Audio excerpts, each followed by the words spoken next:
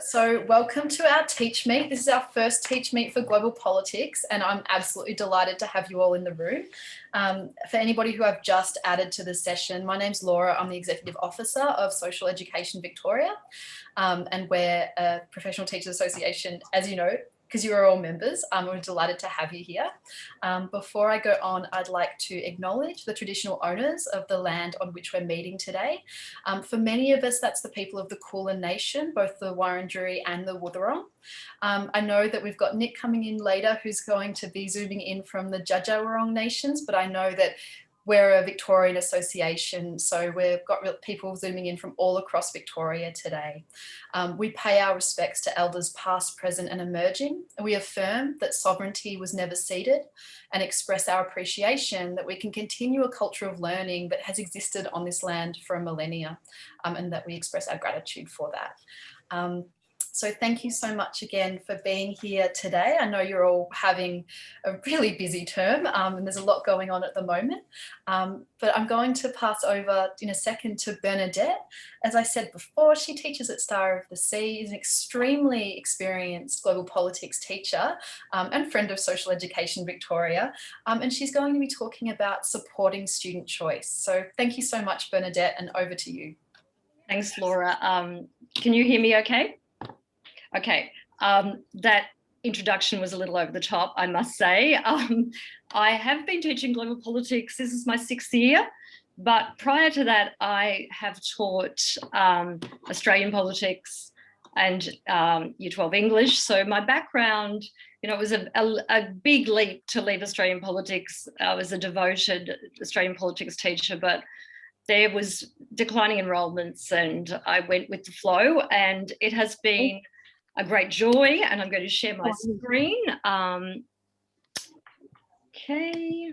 That's all right. How are you? And I'll just go to the screen. It's good. Okay, so I'm not quite as experienced in this, but maybe that's a good thing because my learning is quite recent. And I did have a bit of background from working in the Australian politics course. So the daunting thing for me was coming into global politics is choice. There was so much choice, not just topic choice, but also case study choice. And I can't get my, oh, yes, it did work. So that was, you know, what do I choose? I've never taught this before, and there is so much happening in the world, and how do I consolidate that and not get overwhelmed myself, but not overwhelm my students?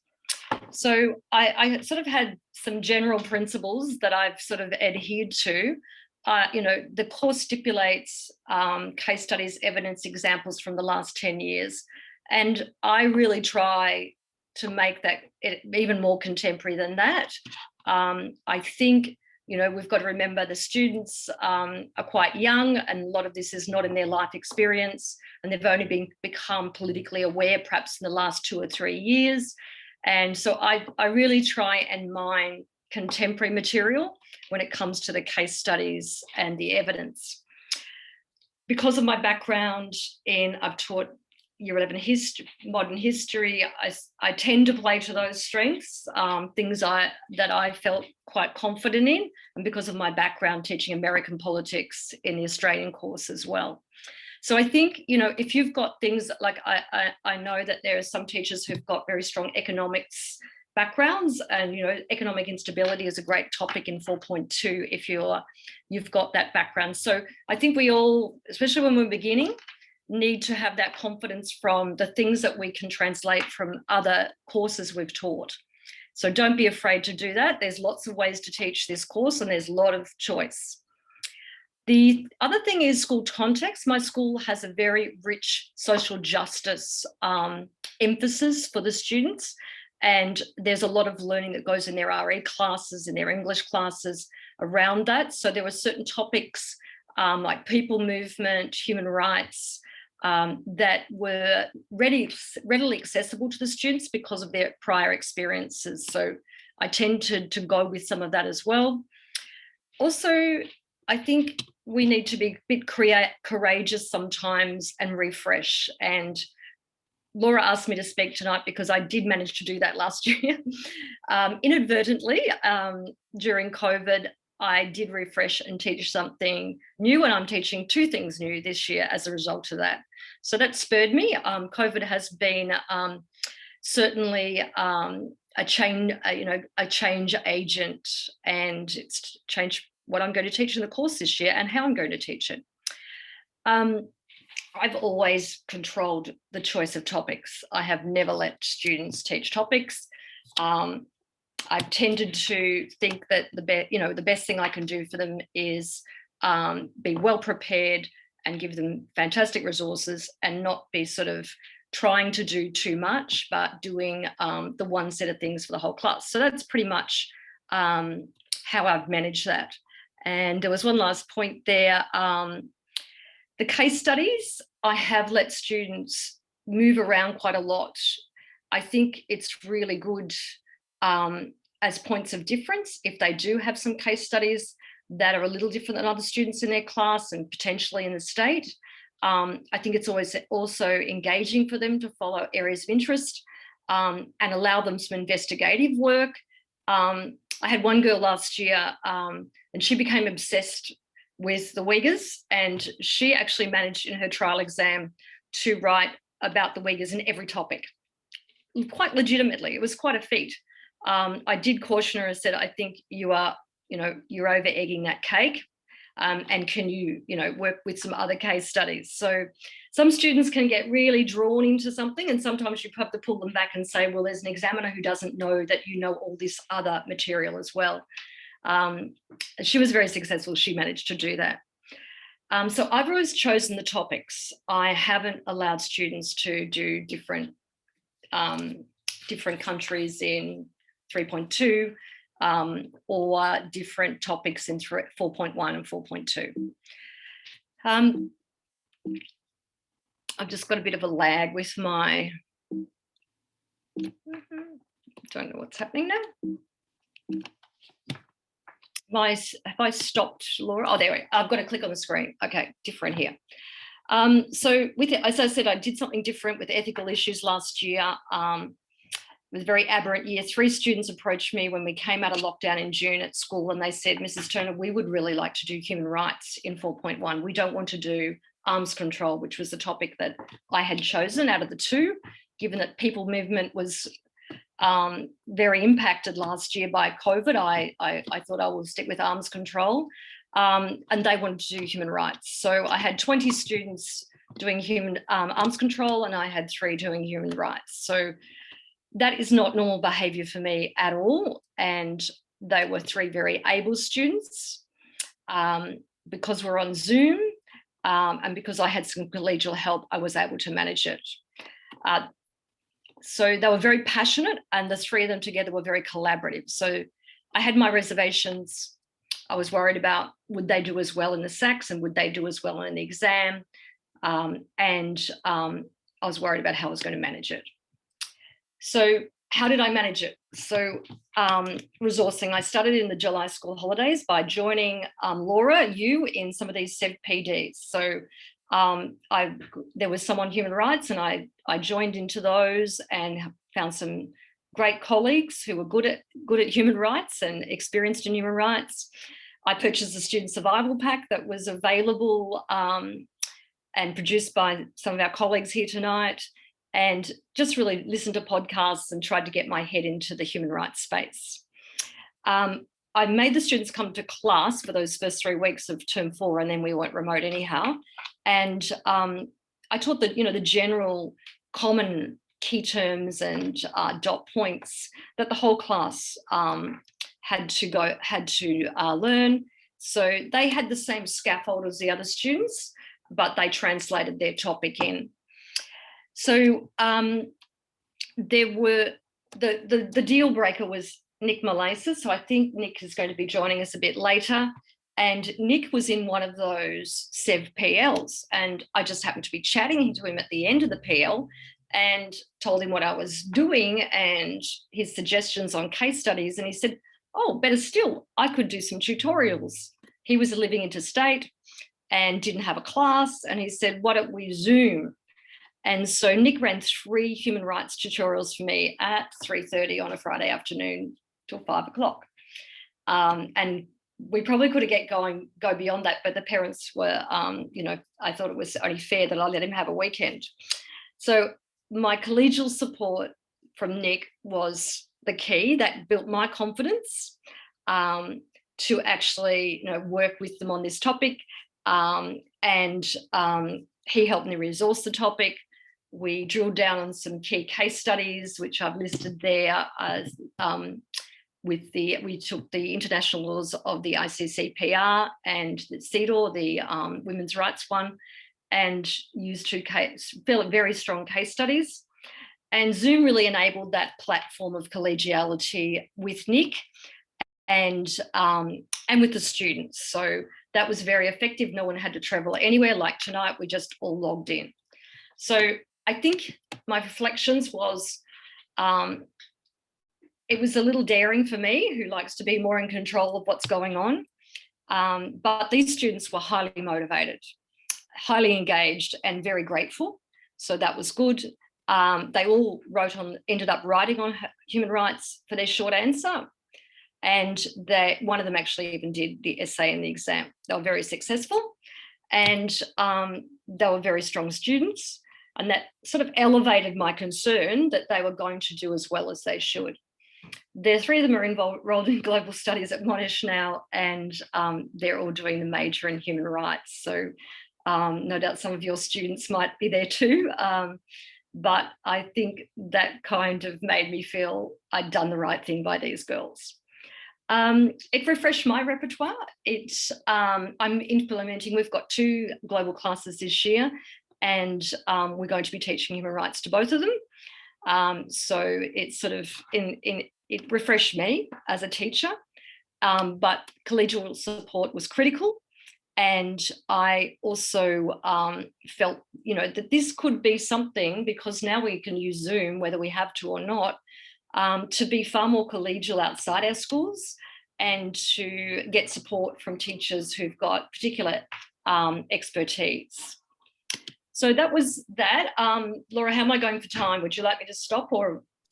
You can have another minute or two. Okay. Well, a minute is plenty. I don't know if Laura's sharing slides, but I've just got 2 slides here on the case studies.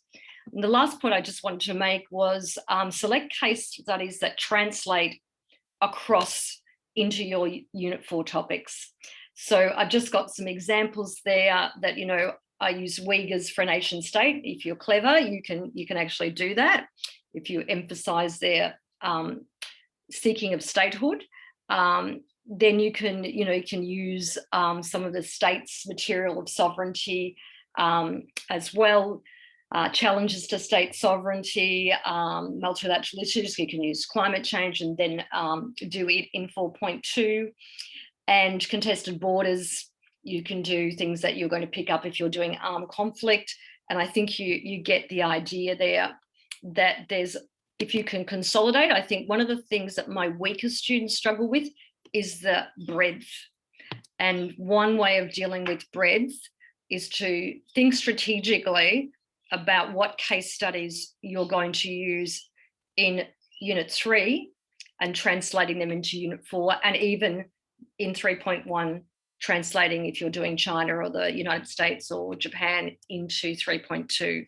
So I try and consolidate case studies and have case studies that can be used across the course. So 3.1 is challenging because there's so many case studies they have to have.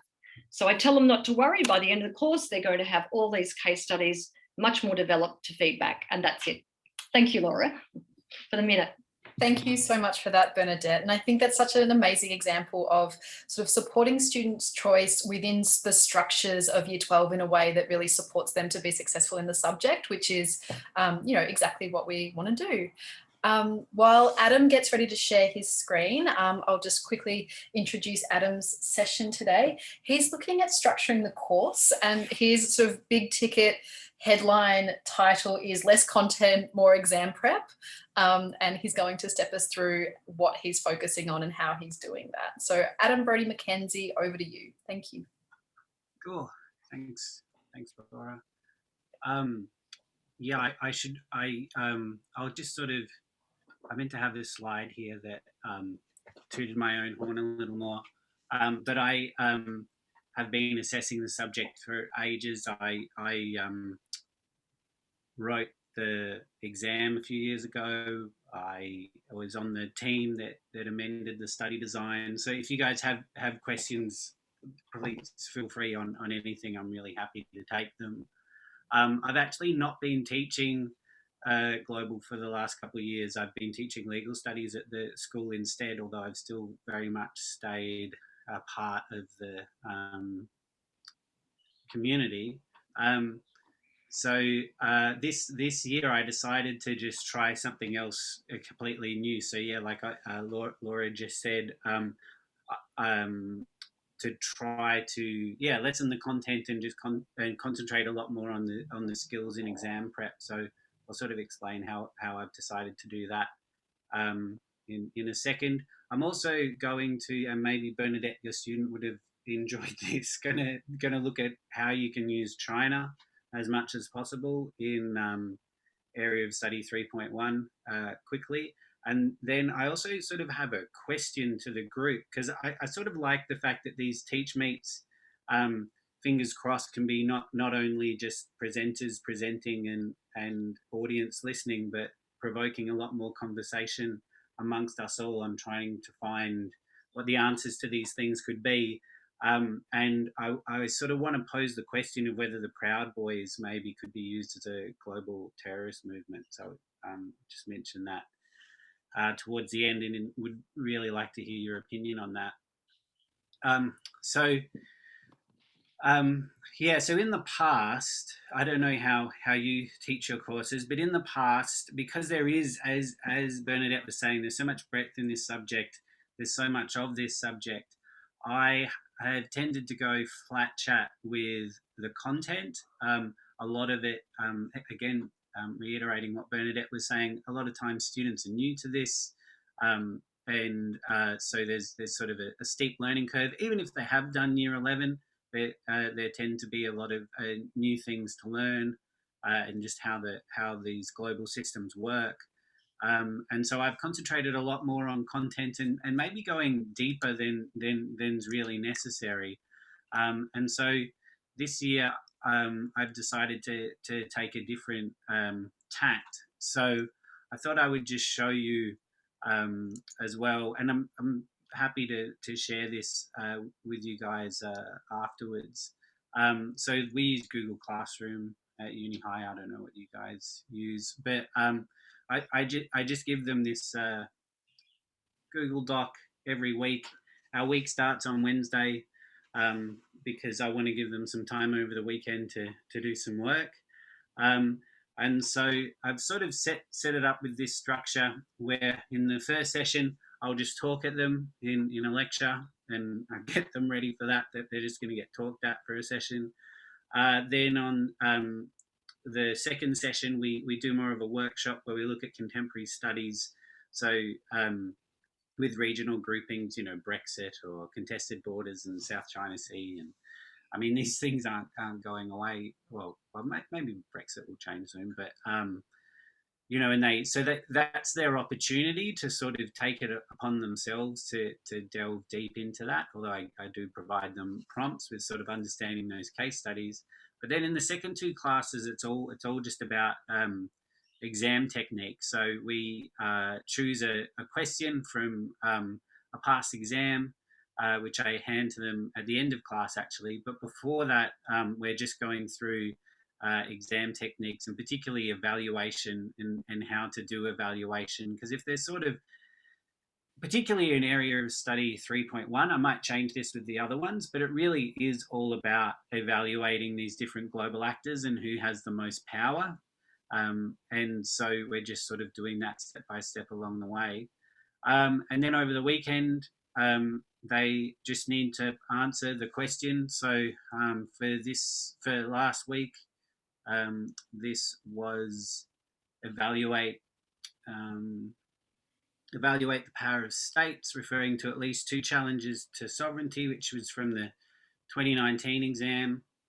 And just trying to zoom in a little. And then first up, I just give them the question blank. They have a crack at it as much as they can. Then when we're going through it on Monday, I include the examiner's report on the particular question, which is really good at giving them a sense of how the the student body went in that exam, because often it's not full marks, so average of 4.5 out of 7. And then this had an exemplar response in the examiner's report, which was nice. And then I provide an exemplar response, the mechanics of the question, so like what you need to do with evaluate, and those basics, and then the mark allocation, and then I get them to pair up and they mark each other's work. And so the reason that I'm getting them to do that and mark each other's work is because basically there's a bunch of research on metacognition, which is that it's just an incredibly good way for them to learn, to be assessing each other's work.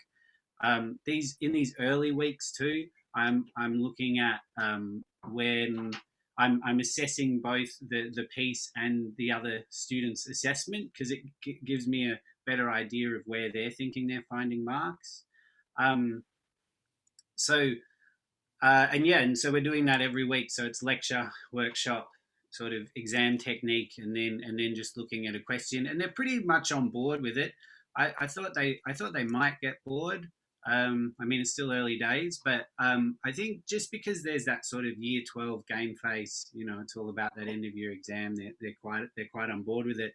Another reason that I'm doing it though and getting them to work together is that I'm really trying to debunk this idea in year 12 that the students in your class and my class should be competing against one another, because they shouldn't. Because if they all do well, then they all do well.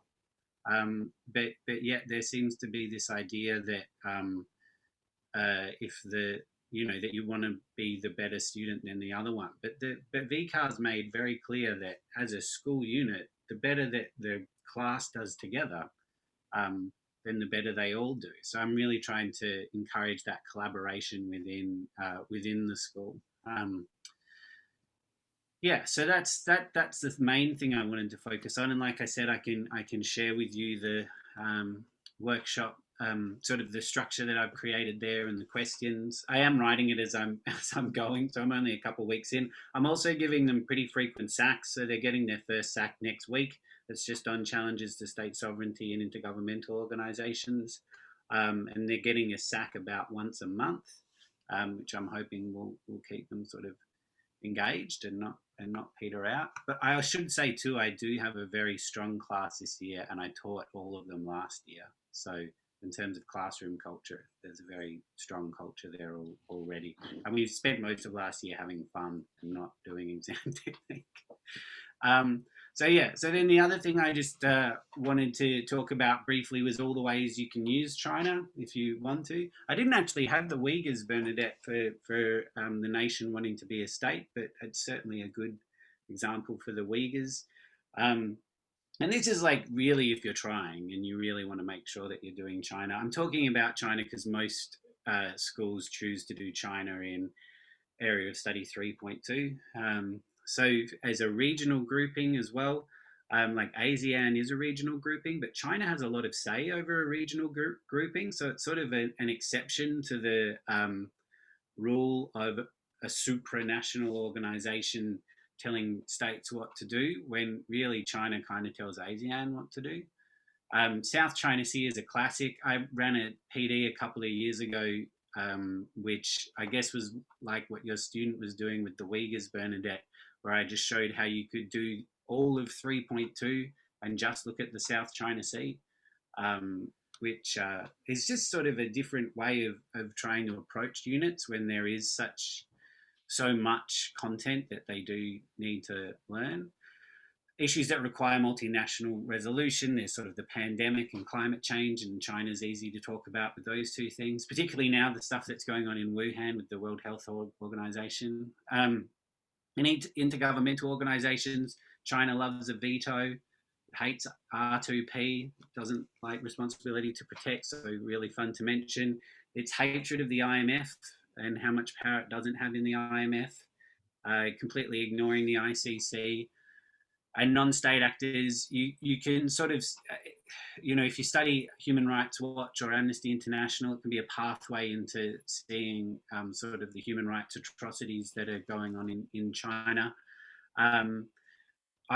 This was a stretch, but I was mentioning ISIS in China only because they talk about the extreme Muslim terrorism that's going on in Xinjiang. So where does that tie in with that rhetoric?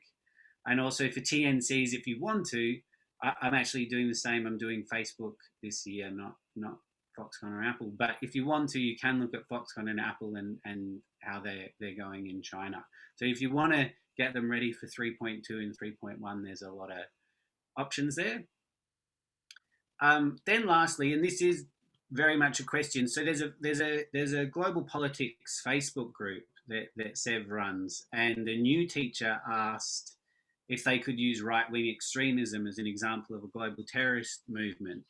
And I replied to them and I said no. And it's just really stuck with me since, because it seems to me that how can something like January 6 happen in the US, and how can this current impeachment be happening now and we can't talk about it? And so I guess I get kind of frustrated with the study design. I feel like I'm allowed to say that because I had a part in what it looked like. But, you can't do the pandemic, or it's a hard sort of fit to do you can, but it's a hard fit. And so I was thinking with is it possible to do a right-wing extremist group? Because it seems a bit, it lacks balance if the only thing we can look at are Islamic terrorist groups or I guess state terrorists. But so Canada has designated these guys a terrorist group. So I feel like if someone else designates them a terrorist group, then we're in sort of potential multilateral territory.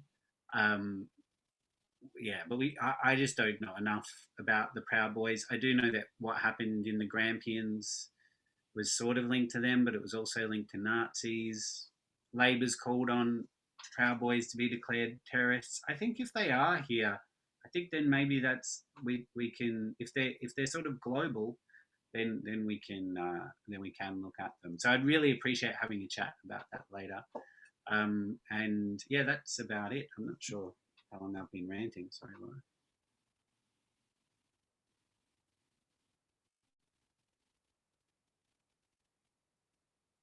Oh, actually, yeah, I just wanted to share today that we've been doing this Berry Street education model at Uni High now. I don't know if you know what it is, but it's all about brain breaks and positive primers and positive well-being things. And for the brain break today with my year 12s, we did this fitness video of the Myanmar fitness video.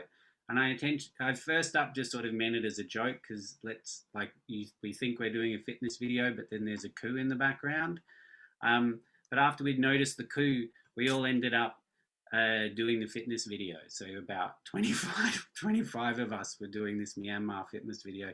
And I just thought that was hilariously absurd that I wanted to share that happened today. But yeah, that's it from me. Thanks. Thank you, Adam. And that is a dark, dark brain break. Thank you for that. I'm now going to move over to Ben's presentation, and he's going to be talking about the Ukraine, the IMF, and formative assessment. And so straight over to you, Ben.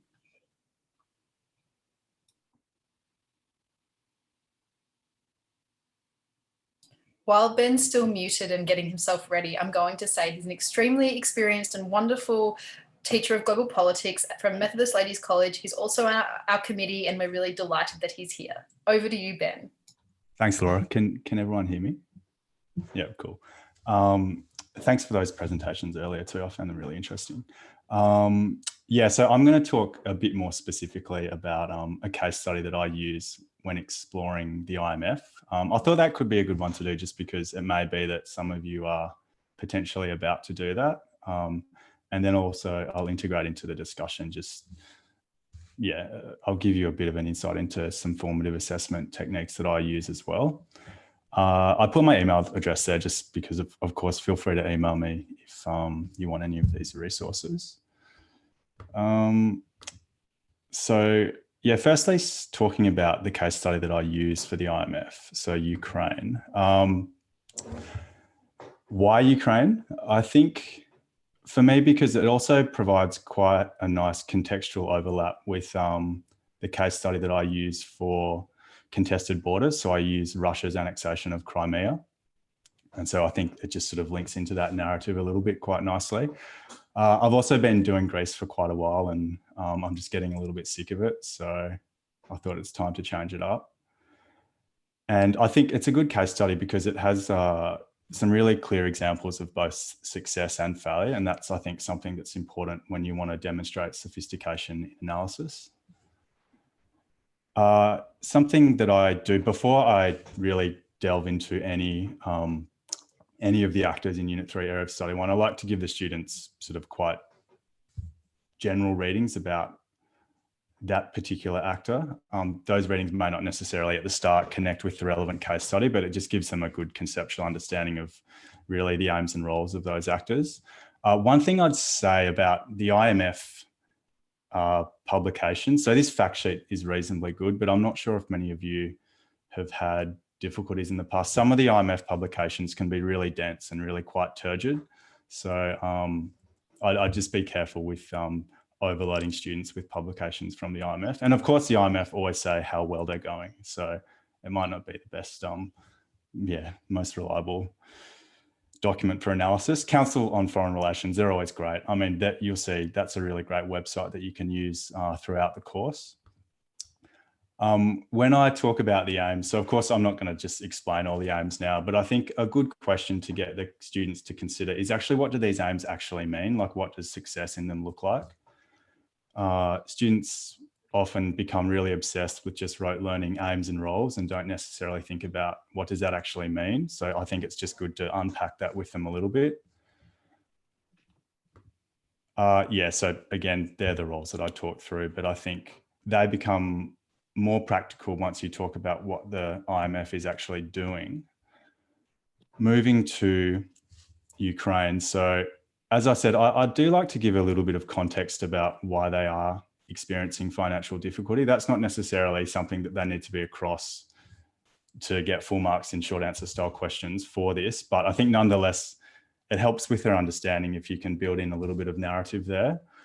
As I said, this does overlap with the example that I use for contested borders as well. In 2014, so that's when there was the revolution in Ukraine and President Yanukovych was ousted. And then shortly after that, Russia in retaliation annexed Crimea. And I mean, Ukraine was already experiencing financial difficulties, but once they lost Crimea, that had a really devastating impact upon their economy. So that was really the event that triggered IMF intervention then. What did the IMF do? Look, I do like to be quite prescriptive with this. You'll see, probably similar to Adam, I do tend to start the actors with a lecture when I give a bit of an overview of what they've done. But at the same time, I think we have to be careful because sometimes too much lecturing, at least I've found in the past, it sort of removes the thinking from the students and they just want to be given the answers, particularly in relation to the analysis. So sometimes I'll present the evidence to them, but I do like to pose the questions that require them to make judgments. Connecting this with the roles is really easy because you think the provision of the financial package would relate to the third role. These recommendations, that overlaps the second and third role as well. There was monitoring that was taking place in the lead up to the provision of these loans. Sometimes I've found when you're reading about what the IMF's doing, as I said before, the IMF reports themselves can be quite confusing. The only reason I've included this here is because in 2014, it was 17.5 billion.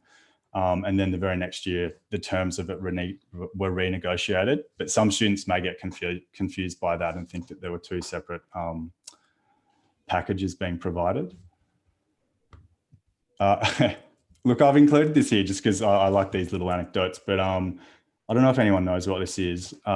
So when Yanukovych was overthrown in 2014, he was notoriously corrupt. And when he was ousted and protesters were sort of going through his residence, they found this 2 kilo golden loaf. It was referred to, it was a gift that was given to him by some crony, and it just became a real symbol of how corrupt Ukraine was at the time. Yeah, of course, I said to the students, you don't really need to include reference to the golden loaf in a short answer response, but yeah, it's a nice little symbol of some of the dysfunction, I suppose. Moving more towards then evaluating the impact of the IMF's assistance packages in Ukraine. Look, I've probably had a tendency in the past to sometimes just launch into providing students with the evidence that they can then align with the relevant aims. I am trying to encourage them to try and locate that evidence a bit more themselves, but we'll always come together to consolidate our understanding of that. These are the readings that they can use to evaluate the power and effectiveness of the IMF in Ukraine.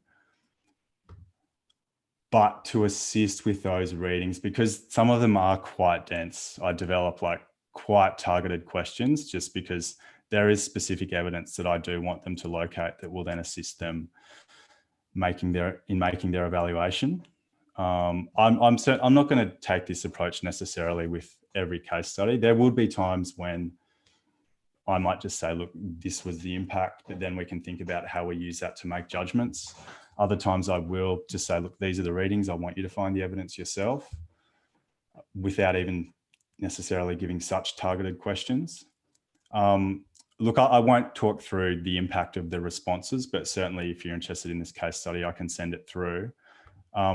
Generally, what we've seen since the IMF intervened, their intervention has arguably enabled a return to positive economic growth and also led to some positive structural reforms. So that's the sort of plus side of things broadly, but then there are also some concerns about the negative social impacts of those reforms. The minimum monthly wage has gone down since 2014. Those sorts of critiques align with the common criticism of the IMF is that they adopt a very neoliberal one-size-fits-all approach. At the same time, I try not to get too bogged down in solely ideological criticism of institutions because sometimes I think it can blind students from locating like meaningful evidence. Look, I don't need to say too much about the power in terms of how you can make an evaluation of the power of the IMF. But once they've got that evidence, this is not a profound activity, but I think it's still really useful that they think about how it then aligns with the relevant aims.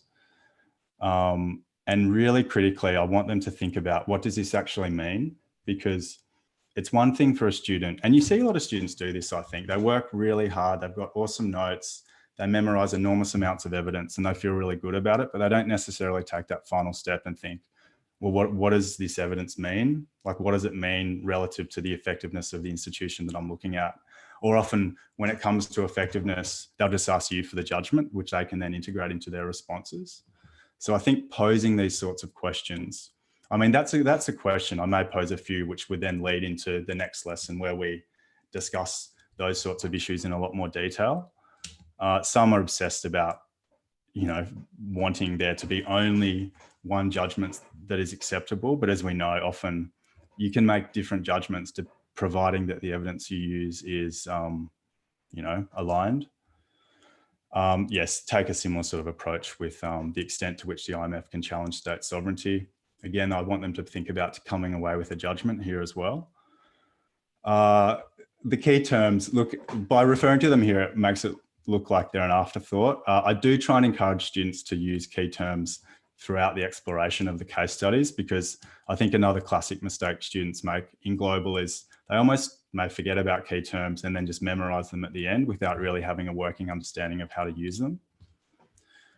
Quotes from the blurb, of course, they're good to touch upon at the end. They can frame some really thoughtful discussion, I think. I know I'm probably getting close to running out of time, so I might just talk a little bit about other strategies I'd use for formative assessment. I am quite strict in terms of I do inspect their notes quite a lot just to make sure that they're taking a structured approach and they've got the evidence, because it's really important that they are recording that. Look, similar to Adam with the practice questions, I do a booklet for each area of study, which is just made up of past exam questions from 2012 to 2020. So I just update that every year. I know the study design has changed slightly over that time, but there are still questions from before it changed that are valuable for the students. So I just include the ones that are still relevant. When we're doing the practice questions, I'm quite insistent that the students handwrite their responses, unless, of course, there's a reasonable reason why they can't, because it's one thing to type a brilliant 3-mark response over an hour, but I think we know the students are so rushed on the exam, so they really need to get used to writing these responses under time pressure. When we review them as a group, so usually we would then find the relevant question from the relevant exam, get up the marking guide, so again, similar to what Adam was saying, and just unpack it so we can see what are the key features of a good response here. Sometimes I'll share a model response that I've written. I don't always do that. Sometimes I'll use one of theirs, or it's good to get a range of model responses. Sometimes you'll even see the model responses on the examination report can be quite lengthy and quite intimidating. So I think it's good to give them a broad range of responses, and also getting them to annotate their own response in a different color, like little things like that. It helps you then make a clear judgment about what they've done. I think sometimes if you don't have time to get around and read them all before they've annotated it, you can still see, well, what did they add that wasn't originally in there?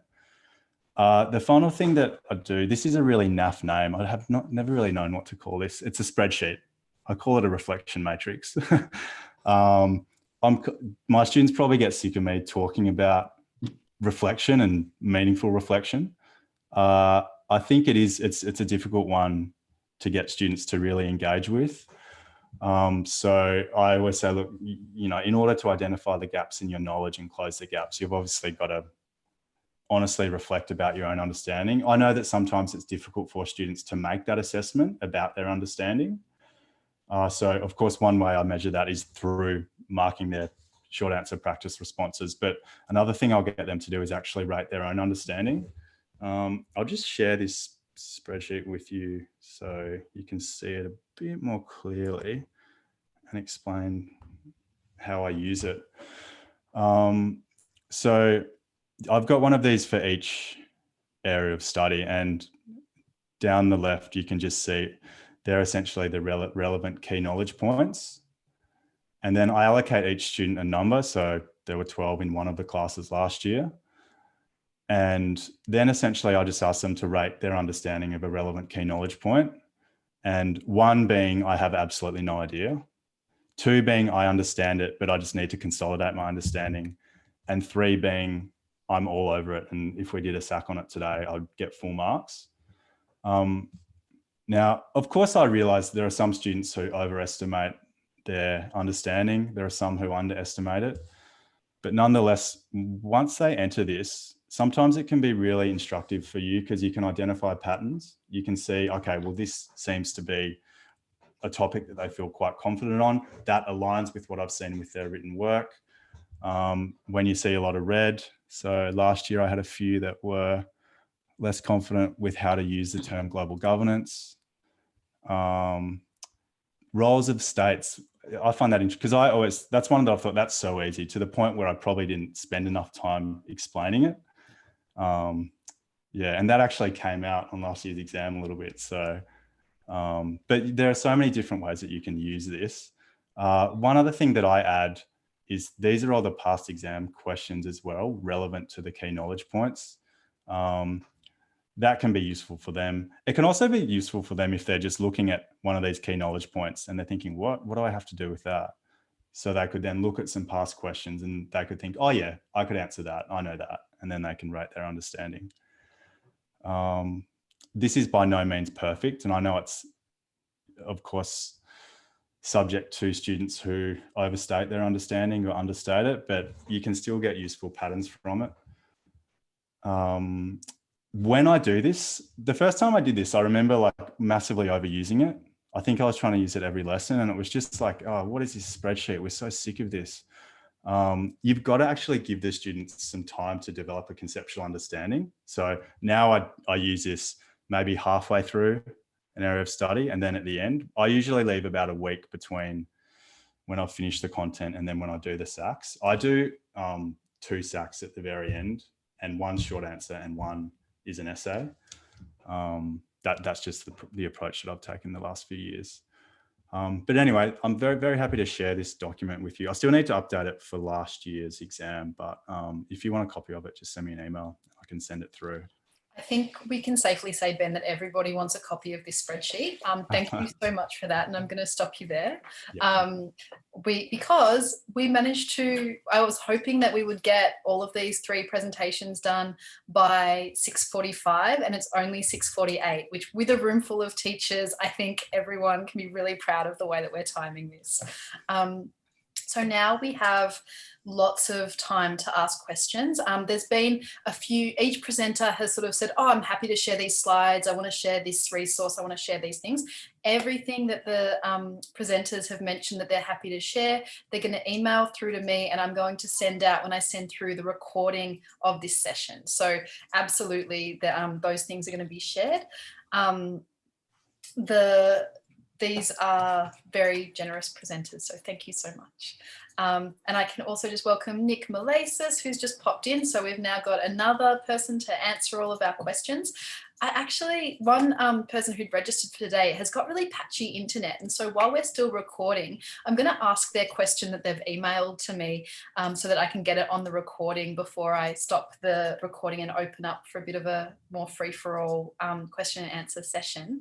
And it's a question which Ben started to touch on towards the end of his session when we're talking about how you measure the extent to which IGOs achieve their aims, and so how you actually how you evaluate that, how you support students to evaluate the extent to which those IGOs do achieve what they're trying to do.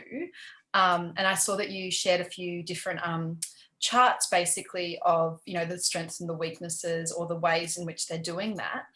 What other tools do people use for evaluating the extent and the extent to which IGOs can challenge state sovereignty is in this question as well. I might not have translated the question properly, but that was the general gist of the question. It was a very long question. So Adam or Bernadette or Ben can answer that. Just your thoughts on this. Can you hear me? Just an initial comment, challenges to state sovereignty. I always say to the students, you know, there are states willingly join IGOs. They're not forced into it. They make a decision to do that because it amplifies state power to a large extent. So I always try and focus on that initially. So they're not just seeing IGOs as sucking the, you know, all the decision making out of the state. And I always differentiate between the impact on strong states and weak states, because a lot of the IGOs are actually dominated by strong states. And therefore weaker states are more exposed in those relationships, because often the power is about entrenching power of strong states. And the third point I would make, I always try and talk about power is, in evaluating the IGOs, is how effective are they achieving in their aims. I always make the students go back to an aim, and I always talk about power. You should have some strengths and weaknesses, and you need to come to some type of conclusion. So I structure it quite a lot. They're just the 3 points I would make. I might add about sovereignty. One thing I find is sometimes it helps to get the students to think about, well, which specific element of sovereignty is the relevant actor actually having an impact upon? So if you're talking about the IGOs, and you may see, well, with the ICC, it's likely that they can have an impact upon the legal systems in some instance, but beyond that, it's very limited. Or if you think about the IMF, that's where they're having more of an impact upon economic policy And I think trying to sort of contrast some of those impacts, but at the same time, and I suppose this aligns with what Bernadette said, states are often reasserting themselves too. And that's how you can demonstrate a limitation to that challenge. I know limitation to a challenge, it's like a double negative, but if it's the IMF, states are often slow in introducing reform. If it's the ICC, well, we know states often totally ignore the ICC. But I think if you're thinking about which element of sovereignty is it impacting upon, that can really help. And it can also help you contrast them a little bit. Yeah, in terms of making a judgment about overall effectiveness, I do really want them to try and write a clear judgment, like what do they think based on the evidence that they've seen in front of them. But then once they know which way they're leaning with their judgment, you can be a bit more selective about which aims you're actually going to refer to. I tend to say if the question says aims, don't refer to more than 2. There's no point overcomplicating it. And conversely, if it just says evaluate effectiveness, again, I'd say refer to it no more than 2 aims, because I think sometimes you can try and say too much. But again, it's going to come back to that initial judgment they make, which way they're leaning. Do you mind if I just share my screen, Laura, to answer my question? Go for it. Answer that question. I was just doing this again when we weren't doing a fitness video. We were doing this. So I just got them to. What might horrify some people in the room too is that we're doing all of the IGOs for only 1 week. So whereas people might spend a week on the UN, a week on, we're doing all of them only in 1 week. So we'll see how that goes. Anyway, so also just concentrating on the Security Council with the UN in Area of Study 3.1, because it's just a bit more straightforward. So on the left here, there is like particular case studies. Then there's just an article about that case study. And then I just got them to do a jigsaw today. So, there were 5 people and they had Libya. And then they filled these in together. So everyone likes stats and facts. So chuck those in. Then how is it a challenge to state sovereignty? How does it show the power of states? Because as these guys have been saying, it often, cements the power of particular states. And then is this an example of success or failure, and explain your response?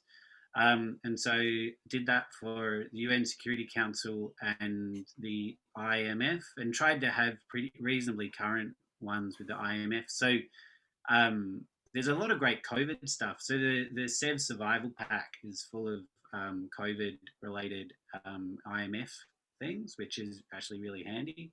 But then, ending inequality, COVID-19 and austerity, Ecuador, which is going terribly right now, South Africa, which is going well, and Argentina, which has been a dog's breakfast for 20 years. And again, they just split up and did that.